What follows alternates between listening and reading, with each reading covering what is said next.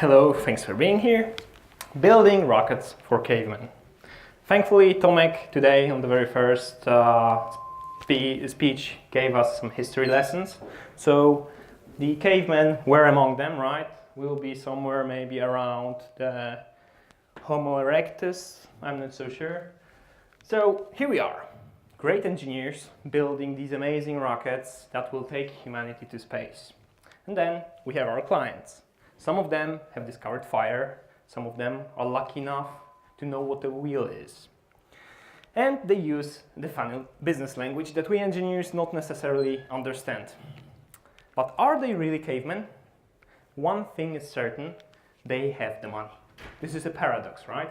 But thanks to that, I'm here, you guys are here, we have our jobs thanks to them.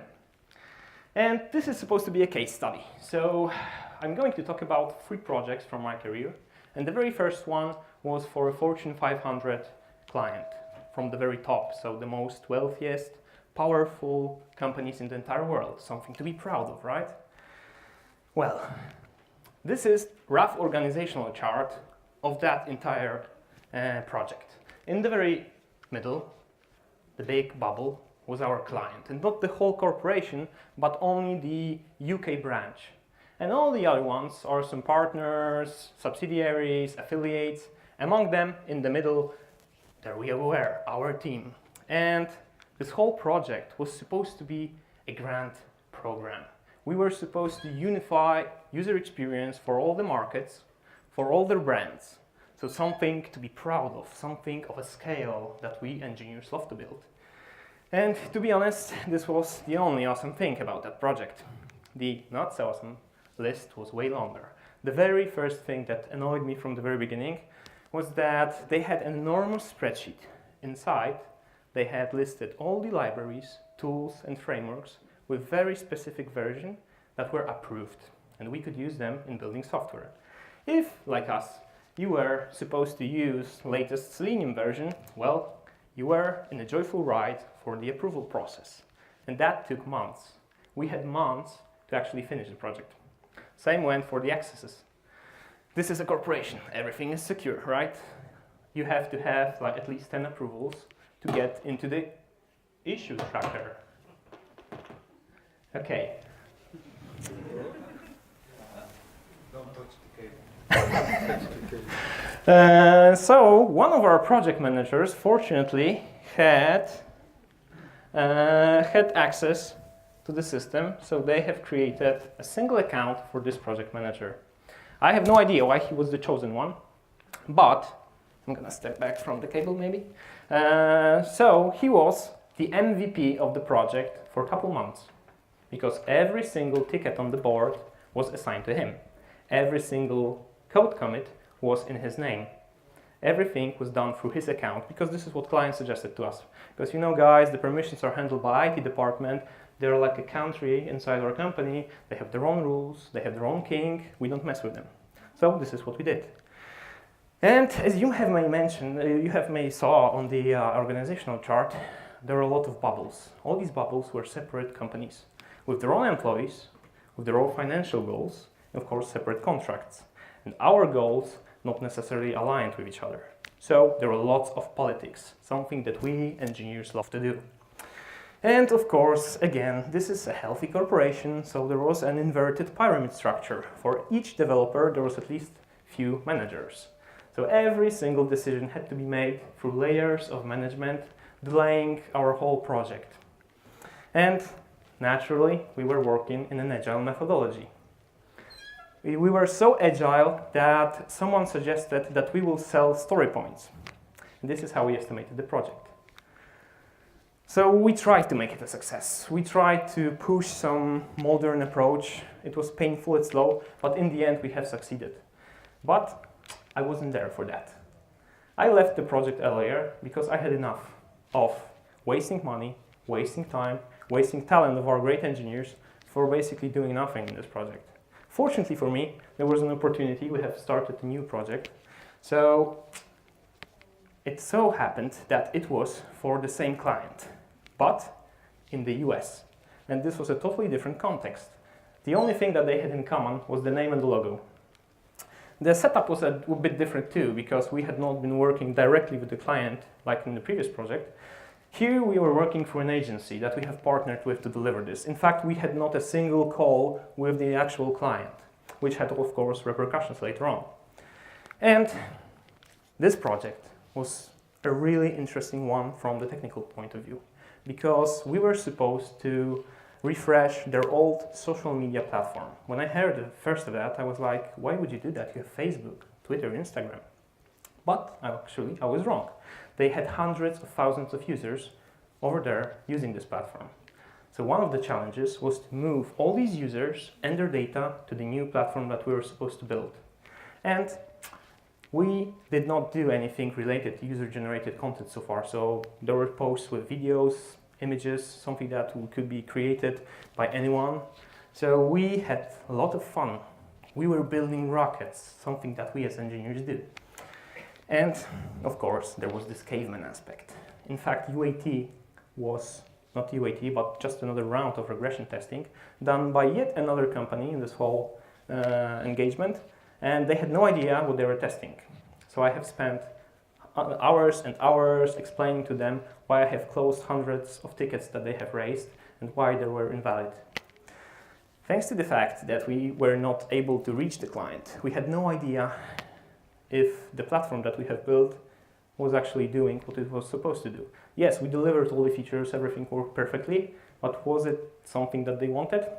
Who knows? And of course, we messed up a few times. We missed a few deadlines. Some of them were due to the fact that they had not delivered us the necessary dependencies that we required at the very time. So the blame game started.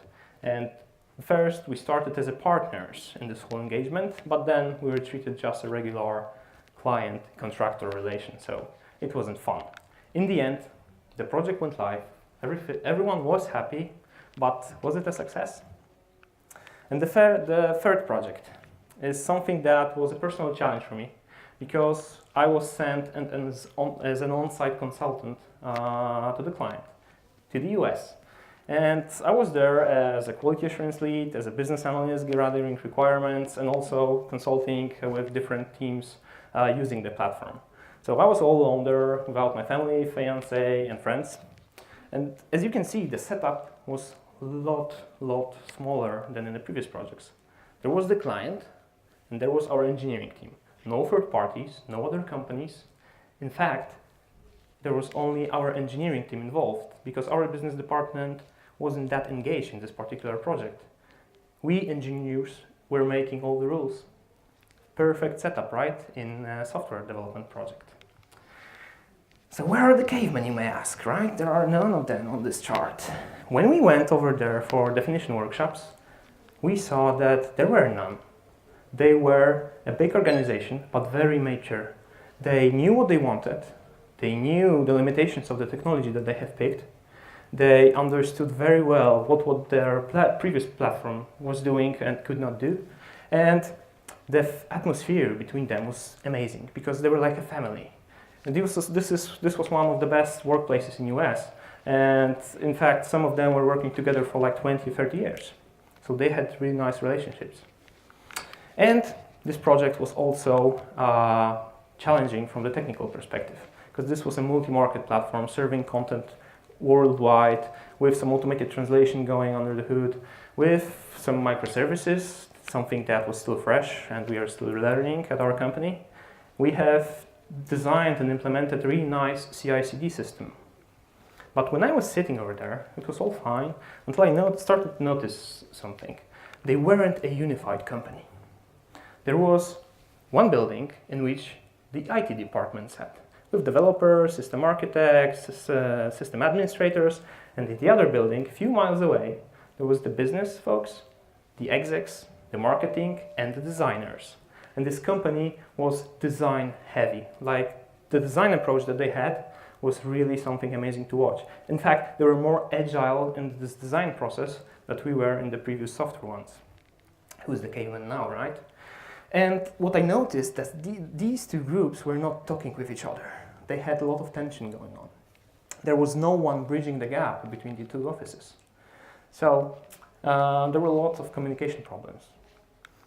A coming back to the CI/CD that we have built, was that so far, the building of the application, deployments and releases were made by a whole group of people from the IT department. And we have built a delivery pipeline that was a single button. So imagine this. We have replaced a whole group of people with a single button. Two young dudes come to your office, hack some scripts together, and they replace your whole team. Is it more efficient? Of course it is. How would you feel about that? So some of them were not really eager to change the ways how they were doing things. Some of them, sure, they were excited to learn new things, but not all of them. And something hit me later on was that the whole delivery process was relying heavily on our quality assurance process. And this quality assurance process relied heavily on our specialists. They had not have a single QA or tester in their organization, someone that could help bridge the gap. So you might ask, why the hell did we design this whole project like that? And they were supposed to get the project from us and maintain later on. So who are these cavemen and how to work with them? The first lesson that I have learned from the very first project is don't forget to take care of yourself. You can log a crazy amount of overtime, someone will pat you on the back, maybe you will receive a bonus. But if you will burn out, all these big companies won't care about you because you are just a drop in the ocean. The second lesson is that innovation is not for everyone. Not every company is ready to grab the latest tech and implement it, because they haven't reached the previous steps. And sometimes you, as an engineer, need to push them toward that step so they can evolve a bit further, but that requires a safety net. And this is lesson number 3. Because if everything succeeds, if everything works great, you will be, again, patted on the back, crowd will be cheering, you maybe even receive a handshake from the CTO or CEO, and, well, if something fails, oh boy, then the contracts are pulled up. Someone might notice that, ooh, something is not really well defined. Where are all the evidence of your work? Who was responsible for that failure? And then the blame game starts. You will be treated as a regular contractor because you are outside of the organization. Even if you are inside a big corporation, you might notice that you want to change some things, but the corporation is too big to actually implement something. And this thing I started to think about this, like introducing change to big organization. I really recommend this article by John Cutler, The Patient Change Agent. You can find it on HackerNet. This was an eye-opener for some things related to being patient when introducing change to a big organization, because that takes time and, well, some of us are not really patient, right? Another lesson from the very last project. Everyone is different. Why did we design the process as we did in the last project? Because we were used to the ways of doing things like that. We did not understand their context. And this is a very important thing because, well, guess what, dear engineers, you might be wrong too. And this was due to the fact that you all probably know this quote, right? From Nietzsche. If you gaze long into an abyss, the abyss also gazes into you. If you will work with those big corporations that are not really efficient in what they do, it will be natural that some of their bad practices will leak into your organization. And this is something that started to happen with us too, because we needed to align with other companies to actually not go crazy. And you may not notice that unless you really are the stopping force for some of the bad changes in your company. And yes, here we are, the engineers, building rockets. Sometimes they will be these amazing rockets that you will be proud of, the technological masterpiece. But sometimes, well, you will simply build a pet project for the CTO that has some annual budget to burn, because these corporations usually operate on an annual budget, and some of the decisions and spendings are not really just, made with some logical thought, but basically they have some money to burn. And we have few projects like that, like, guys, we have $500,000. Will you do something for us? But what's the next step? Well, we don't know yet, but here's the money. So wouldn't you take that? And sometimes you will simply build kites. Nothing fancy, nothing flashy that you can brag about on conference, but something that will serve its purpose. Something that the client requested. Because these clients, yes, they talk funny in this business language, but it is our duty as engineers to understand that need. Because we are here to basically resolve business problems. And yes, the cavemen are out there. Sometimes they take many forms. Sometimes, they are our clients. Sometimes we wear the hat of a caveman. But the most important thing here that I want to say to you is that please don't become one. Because it's easy to blame others when we don't reflect on how we do things. Thank you so much.